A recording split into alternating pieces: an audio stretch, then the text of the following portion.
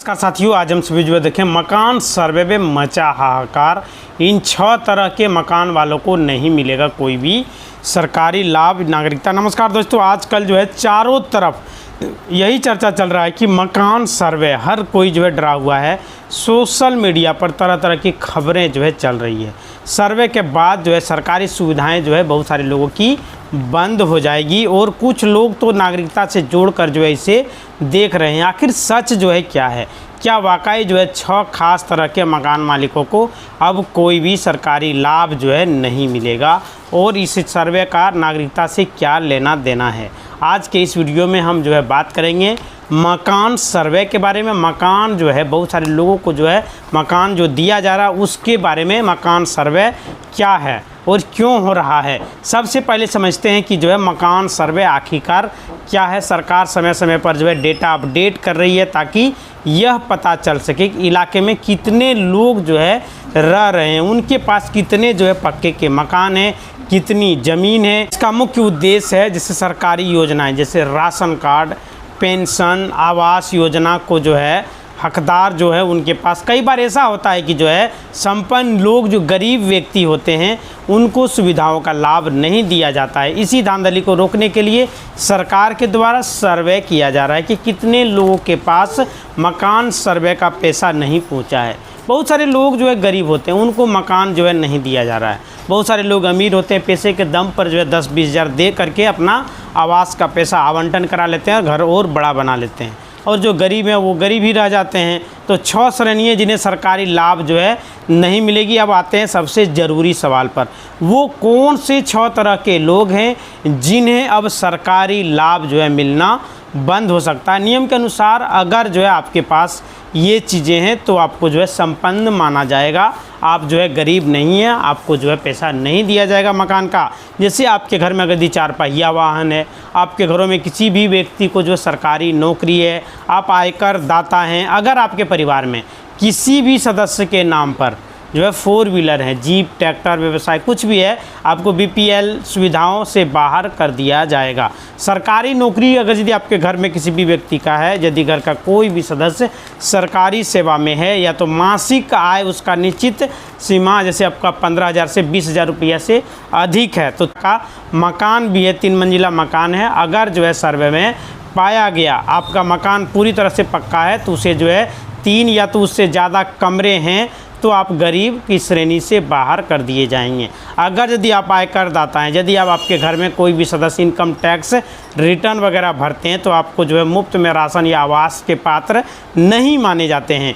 खेती की ज़मीन का जो सीमा होता है, अगर यदि आपके पास ज़्यादा खेती आप करते हैं, यदि आप जो है सिंचित से ज़्यादा आपका खेती है, जैसे 5 एकड़ या उससे अधिक का जो है खेती आपके पास है तो आप संपन्न माने जाएंगे, तो आपको भी इसका लाभ नहीं दिया जाएगा। व्यावसायिक प्रतिष्ठान, अगर आपके घर में कोई बड़ी दुकान या तो जो है रजिस्टर्ड बिजनेस चल रहा है जिसकी टर्नओवर अच्छी खासी है, आपका दुकान अच्छे से चल रहा है तो आपको जो है गरीब की श्रेणी में नहीं माना जाएगा। नागरिकता का डर क्या है, इसका जो हकीकत क्या है? अब बात करते हैं जो है उस हाहाकार की जो नागरिकता को लेकर मचा हुआ। कई लोग जो है इसे एनआरसी या नागरिकता छीनने की प्रक्रिया जो है समझ रहे हैं। यह स्पष्ट कर दो कि मकान सर्वे एक प्रशासनिक प्रक्रिया है जिसका उद्देश्य है आर्थिक डेटा जुटाना।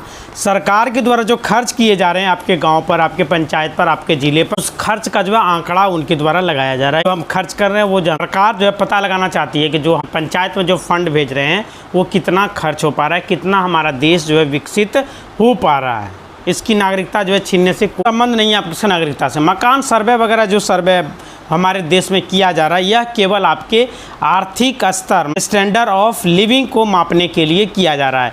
इसलिए अफवाहों पर आपको ध्यान ना दें, केवल आधिकारिक दस्तावेज पर भरोसा करें। आपको कोई भी हमारे देश से बाहर नहीं करेगा, नागरिकता से कोई भी संबंध नहीं है। सिर्फ आंकड़ा जुटाया जा रहा है कि जो है सरकार के द्वारा जो भेजा जा रहा है वो आम लोगों तक पहुंच रहा है या नहीं पहुंच रहा है। सर्वे के दौरान क्या सावधानी आपको बरतनी है? जब आपके घर पर कोई भी सर्वे टीम पहुंचे तो आपको वहाँ पे सही जानकारी देना, गलत कोई भी जानकारी आपको नहीं देना है, या तो भविष्य में जो है पकड़े जाने पर जो है जुर्माना भी आपको देना पड़ सकता है, कानूनी कार्रवाई भी आपके ऊपर किया जा सकता है। दस्तावेज तैयार रखें, जैसे आपका आधार कार्ड, बिजली बिल, ज़मीन का कागजात, आय जो है प्रमाण पत्र अपने पास रखें, रसीद जो है अगर यदि लैंड का है तो उसे भी आप रखें। सर्वे करने वाले व्यक्ति आपका पहचान जो है पत्र जो है ज़रूर चेक करेंगे, ताकि जो है आप पहले चेक कर लीजिएगा वो अधिकारी लोग जो आएंगे वो सही है या जेन्युइन है, तो ही उसको कोई भी कागजात दिखाएं। हस्ताक्षर वगैरह जो है सोच समझ कर करें, आपको किसी भी कागजात पर साइन वगैरह नहीं करना है। पहले उसको पूरी तरह से पढ़ लेना है, वो अधिकारी लोग जो आए हुए हैं वो सही है या गलत है, तब जाके आपको जो हस्ताक्षर वगैरह करना है। तो बट जो है इस मकान सर्वे में 6 कैटेगरी जो हमने आपको बताया, जिनको जो है सरकारी लाभ अब नहीं मिलेगा, तो वो सारे लोग जो संपन्न हैं उन्हें नहीं मिलेगा, गरीब व्यक्ति को सारा लाभ दिया जाएगा, हमारे देश से नहीं भगाया जाएगा। एनआरसी से इसको कोई भी मतलब नहीं है। समय पर जो है फॉर्म आपको भरना जरूरी है जो आपके अगल बगल के जो टीचर लोग हैं उनके द्वारा जो है कर लिया जाएगा। अभी जो है बहुत सारे लोगों का जो है बाकी है मकान सर्वे जो किया जा रहा है, इसके दौरान गलत जानकारी जरूरी जो है आपको भरना है, सही जो है जानकारी देना है। पात्रता पूरी ना करने वाले 6 तरह के लोगों को सरकारी योजनाओं का लाभ नहीं मिलेगा। सरकार द्वारा जो कराए जा रहे इस डिजिटल सर्वे का मुख्य उद्देश्य सही और आर्थिक रूप से कमज़ोर लाभार्थियों तक जो है उसको पहचान करना है कि कौन जो है कमज़ोर है, किसको जो है लाभ दिया जाना चाहिए। पक्का का मकान एक अधिक जो है कमरे वाले का यदि आपके पास है, जिससे 3 कमरा से ज़्यादा है, तो आपको जो है इस सर्वे में जो है मकान सर्वे नहीं दिया जाएगा। जिन लोगों के पास पहले से ही छत दीवार वाले मजबूत मकान हैं या जिनके घर में 2 से अधिक कमरे हैं, उन्हें आवास का लाभ नहीं दिया जाएगा। सरकारी नौकरी कोई भी घर परिवार में है तो उन्हें भी लाभ नहीं दिया जाएगा। आय सीमा से अधिक, जैसे 15 से 20 हज़ार रुपये पर मंथ आपका व्यक्ति कोई भी घर में कमाता है तो उन्हें भी लाभ नहीं दिया जाएगा। वाहन और कृषि यंत्र वगैरह है, 4 व्हीलर वगैरह, तो उसे लाभ नहीं दिया जाएगा। अवैध निर्माण या बिना कागजात वाले, जिन्हें सरकारी या तो विवादित ज़मीन पर कब्जा करके मकान बना लिया गया है, चाहे किसी पर्सनल व्यक्ति का हो या तो सरकारी ज़मीन हो, तो उन्हें भी लाभ नहीं दिया जाएगा। मकान के स्वामित्व का वैध दस्तावेज जैसे रजिस्ट्री, मोटेशन या तो टैक्स रसीद जो है आपको दिखाना पड़ेगा, या समर्थ रहने पर आपको लाभ नहीं दिया जाएगा। गलत जानकारी देने वाले को सर्वे के दौरान हर सुख सुविधाओं जैसे फ्रिज, लैंड, आपके घर में यदि फ्रिज वगैरह है, एसी वगैरह है, तो भी आपको जो है इसका लाभ नहीं दिया जाएगा। लैंडलाइन फ़ोन वगैरह है तो भी आप जो है इससे बाहर रहेंगे। सर्वे के समय ध्यान रखने योग्य बात यह है कि 5 जरूरी दस्तावेज आपको तैयार रखने हैं। सर्वे अधिकारी के आने के बाद अपना Aadhaar card, voter ID card, ration card, मकान, बिजली बिल और ज़मीन का रसीद, ये सभी में से कोई 2 दस्तावेज आपको दिखाने पड़ेंगे। और आपको सावधान रहना, सर्वे अधिकारी केवल आपका मकान और परिवार से जुड़े हुए सवाल ही आपसे पूछा जाएगा।